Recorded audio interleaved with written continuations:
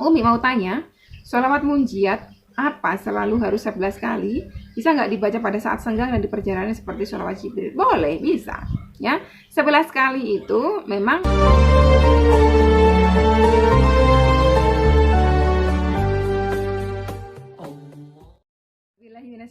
Bismillahirrahmanirrahim. Alhamdulillahirrabbilalamin. Assalatu wassalamu ala sirafil anbiya'i wal mursalin wa ala alihi wasahbihi wa tabi'in. Rabbi shrah li sadri wa yassir li amri wahlul 'uqdatam min lisani yafqahu qawli. Allahumma shalli ala sayyidina Muhammad wa ala sayyidina Muhammad. Assalamualaikum warahmatullahi wabarakatuh. Sahabat Winner semuanya dirahmati oleh Allah Subhanahu wa taala dimanapun berada. Semoga sahabat Winner semuanya selalu sehat walafiat, selalu dalam lindungan Allah Subhanahu wa taala. Dilimpahi kesehatan, keselamatan, rezeki yang halal, yang berkah, yang thayyib. Dipanjangkan umurnya, dikaruniai umur yang berkah. Semoga seluruh sobat Winner semuanya yang mungkin memiliki amanah-amanah hutang, baik riba maupun non riba, Allah mudahkan. Allah berikan kemudahan untuk sobat Winner semuanya dalam melunaskannya, tanpa harus menjual aset, tanpa harus menggali lubang yang baru, dan tanpa harus kepayahan. Untuk sobat Winner semuanya yang masih belum memiliki keturunan, semoga Allah segerakan karuniai keturunan yang soleh solehah, amin ya rabbal alamin. Untuk yang belum memiliki pasangan hidup, semoga Allah segerakan untuk bertemu dengan jodoh yang terbaik. Untuk sahabat Winner semuanya yang sekarang dalam masa-masa sulit, ya, semoga Allah bukakan pintu-pintu kemudahan. Untuk setiap kesedihannya, semoga Allah jadikan kebahagiaan, amin ya rabbal alamin. Sobat Winner semuanya, sekarang masuk di sesi Q&A, ya, tanya jawab. Ini sudah ada beberapa pertanyaan yang masuk ke handphone saya, ke kolom komentar, ya. Kita akan coba jawab satu persatu dengan penjelasan. Oke, ini yang pertama dari Sweetheart 1988. Assalamualaikum Umi. Waalaikumsalam warahmatullahi wabarakatuh. Tadi saya sholat, saya tak sadar terkeluar perkataan, ya Allah, saya sangat penat dengan ujian ini. Apakah saya ini orang yang mengeluh atau kurang sabar? Ya, itu masuk kategori tidak sabar dan mengeluh, ya. Dan itu sangat-sangat tidak baik, itu dilarang. Jadi dalam surah Al-Hijr ayat ke-55 dan 56, kami menyampaikan kabar gembira kepadamu dengan benar, maka janganlah engkau termasuk orang yang berputus asa, ya. Ibrahim berkata, tidak ada yang berputus asa dari rahmat Tuhannya kecuali orang yang sesat. Nauzubillah min dzalik. Jadi berputus asa dari rahmat Allah, mengeluh itu bagian dari berputus asa juga dari rahmat Allah. Karena apa? Setan di situ masuk, ya. Orang yang mengeluh, ya, karena sebab ujian-ujian yang mungkin berlarut-larut bertahun-tahun, ya.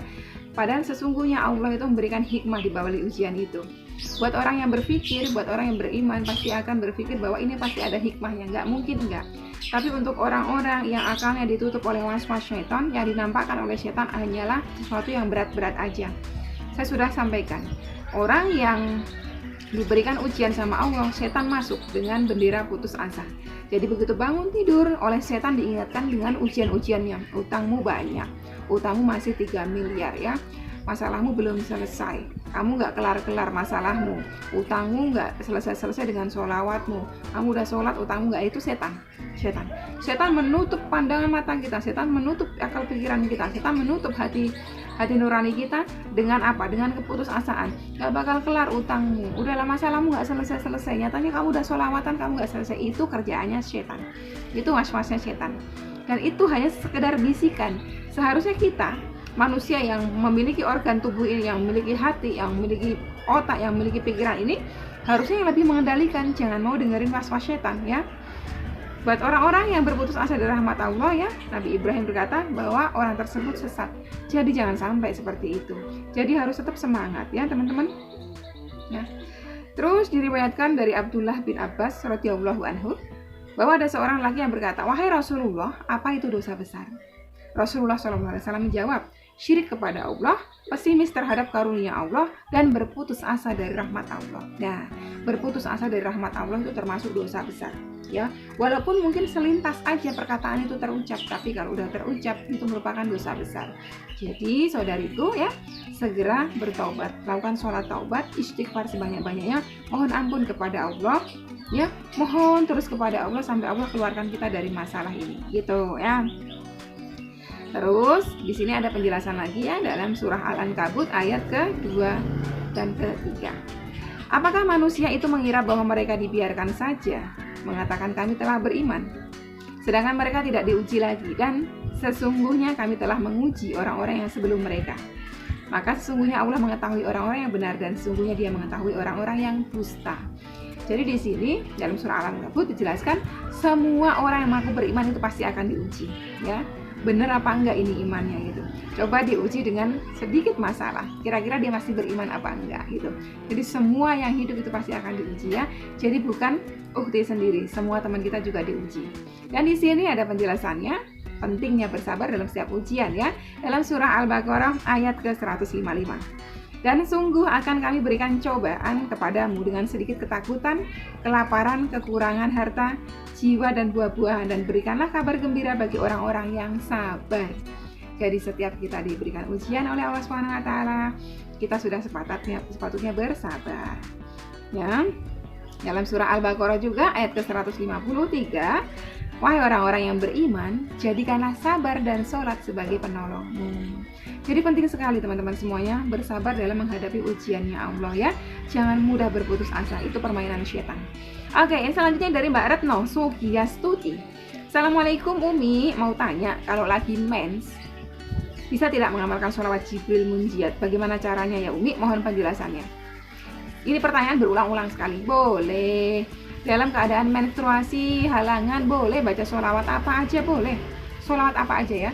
Jibril, Nabi, Munjiat, Ibrahimiyah, Fatih, semua bisa, boleh. Bacanya gimana? Langsung aja, nggak harus wudhu gitu. Karena wudhu pun tidak membuat kita menjadi suci, karena keadaan kita sedang tidak suci. Jadi boleh. Dari Mbak Retno Murtiningsih. Assalamualaikum warahmatullahi wabarakatuh Umi. Waalaikumsalam warahmatullahi wabarakatuh. Semoga Umi beserta keluarga sehat selalu, diberikan kesehatan, keberkahan, panjang umur, amin. Amin. Saya selalu ikutin videonya Umi. Semoga selalu tetap istiqomah Umi, amin. Amin ya rabbal alamin. Umi mau tanya, sholawat munjiat apa selalu harus 11 kali? Bisa nggak dibaca pada saat senggang dan di perjalanan seperti sholawat Jibril? Boleh, bisa.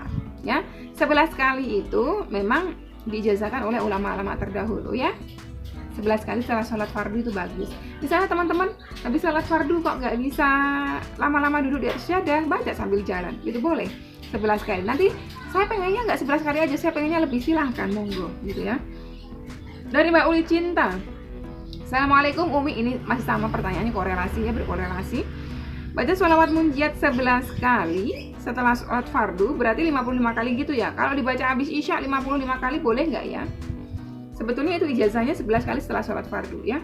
Jadi kalau misalnya pengen baca 55 kali setelah isya, silahkan. Tapi kalau bisa, misalnya mungkin karena kesibukan, saya selalu sampaikan, ya. Setelah misalnya sholat zuhur masih harus kerja lagi, begitu Assalamualaikum warahmatullahi wabarakatuh. Assalamualaikum warahmatullahi wabarakatuh. Astagfirullahaladzim. Zikir yang lain, wirid yang lain. Terus gak lama berdiri. Nah, sambil berdiri sambil jalan menuju tempat aktivitas, baca 11 kali. Gitu ya. Dari Mamah Jajang. Amin. Allahumma amin. Umi, kenapa aku gelisah terus setiap waktu? Doain ya Umi, permasalahanku semoga cepat selesai. Nah, ini kenapa gelisah setiap waktu? Gelisah itu bagian dari kerjaan syaitan atau was-was syaitan. Gelisah, takut, gundah, cemas, was-was, sedih, galau, itu semuanya adalah was-was syaitan. Ya, kalau selalu merasa hati gelisah, di pikiran sini nggak pernah tenang, perbanyak baca istighfar. Baca istighfar, ya, minimal 100 kali sehari. Baca istighfar, baca ta'awudz, supaya apa? Jinnya, syaitannya pergi minggat, nggak terus-terusan menghantui pikiran kita, gitu. Terus ini dari Mbak Ani Famora, ya Mbak Ani, beliau ini udah masuk UCR akhirnya, ya, akhirnya finally masuk UCR. Waalaikumsalam Umi, amin ya rabbal alamin. Terima kasih doanya Umi. Sebaliknya doa terbaik untuk Umi sekeluarga. Semoga selalu dirahmati Allah, amin ya rabbal alamin. Maaf Umi, saya mau tanya lagi soal sedekah subuh. Nah ini, saya di Taiwan nggak pernah bisa keluar masjid, juga nggak pernah tahu karena jauh banget. Saya pengen ngelakuin sedekah subuh Umi. Apakah kalau dilakukan di rumah seperti dimasukin celengan gitu boleh Umi? Boleh. Di video saya panjenengan nonton, videonya udah lama, berbulan-bulan yang lalu, tentang sedekah subuh. Ada itu saya jelasin. Jadi saya sendiri itu memang, ya, kalau di Semarang itu saya di kosan, saya siapin satu kotak yang mana setiap subuh saya masukin ke kotak itu, saya niatkan sedekah subuh karena Allah Ta'ala. Kenapa? Kok sedekah subuh? Kenapa nggak nanti-nanti aja? Karena apa? Karena di waktu subuh itu, ya, di pagi hari ada 2 malaikat malaikatnya Allah keliling mencari orang-orang yang bersedekah. Malaikat yang pertama berdoa, "Ya Allah, berikanlah ganti berkali lipat untuk orang-orang yang bersedekah di jalan-Mu. Berikan keberkahan hartanya." Dan malaikat yang satu berdoa, "Ya Allah, untuk seluruh hamba-Mu manusia yang bakhil, yang pelit, yang ngekepin hartanya, yang gak mau bersedekah di jalan-Mu, musnahkan hartanya ya Rob." Itulah kenapa kita dianjurkan untuk sedekah subuh di waktu subuh. Nah, gimana caranya untuk kita ini para ukti yang tidak keluar rumah gitu kan? Masukkan ke kotak setiap subuh, niatkan karena Allah Ta'ala. Nanti kalau udah kekumpul, misalnya sepagian kok 2.000 kan ngasihnya malu tuh, mungkin sedikit ya. Kumpulin, seminggu sekali saya mau kasih ke yatim piatu yang sono, sebulan sekali saya mau kasih ke masjid yang baru dibangun, seminggu sekali saya mau kasih ke tetangga saya yang membutuhkan. Nah, seperti itu boleh ya, boleh. Nanti tonton video saya yang lama, itu ada di video lama ya. Oke, sampai di sini dulu video kali ini ya. Buat teman-teman semuanya, saya mengucapkan terima kasih untuk seluruh waktunya, untuk supportnya buat teman-teman semuanya. Semoga Allah memudahkan setiap urusan teman-teman semuanya.